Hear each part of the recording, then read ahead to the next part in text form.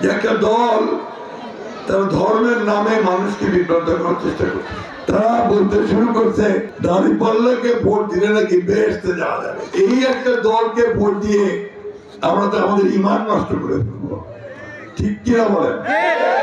তাই আমি অনুরোধ করব মা বোনদেরকে, ভাইদেরকে কোনো বিভ্রান্ত না হয়ে দেশের উন্নয়নের জন্য, আমাদের ৭১ সালের স্বাধীনতাকে ধারণ করবার জন্য, ২৪শে জুলাইয়ের যুদ্ধকে ধারণ করবার জন্য আসুন আমরা এই ১২ তারিখে, তার মতো ২ দিন পরে আমরা ধানের শীষে ভোট দিয়ে আমাদের তারেক রহমানকে প্রধানমন্ত্রী করি এবং দেশে উন্নয়ন করি। বন্ধুগণ, শান্তিতে নিয়ে আসি, শান্তি।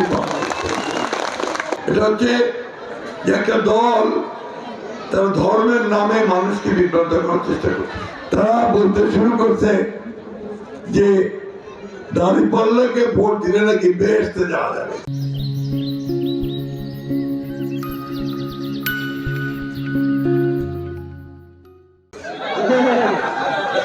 নাউজুবিল্লাহ বলতে হয়, তাই না?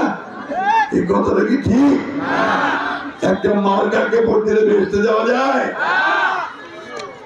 এটাকে আমাদের হেফাজতে ইসলামের আমির সাহেব মাহবুবুল্লাহ বরগুনাগুড়ি তিনি আজকে এইসব কথার উপরে বলেছেন যে জামাতে ইসলামকে ভোট দেওয়া হতে না যায়। তাদের দলে তাদের সঙ্গে যে ছিল চরমনাই পীর সাহেব, উনি বলেছেন জামাতে ইসলাম হচ্ছে পৃথিবীর মধ্যে সবচেয়ে বড় মিথ্যাবাদী।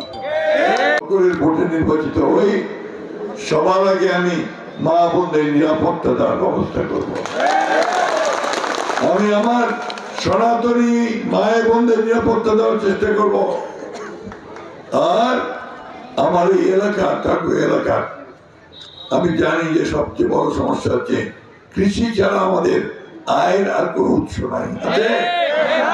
এই কৃষিটা যেন ঠিক মতো করতে পারে, আপনার সারটা যেন ঠিক মতো পায়, কলা বাজারে পায়, ঠিক দামে পায়, বীজ যেন ঠিক মতো পায়, পানি যেন ঠিক মতো পায়, তার ব্যবস্থা আমি নিশ্চিত।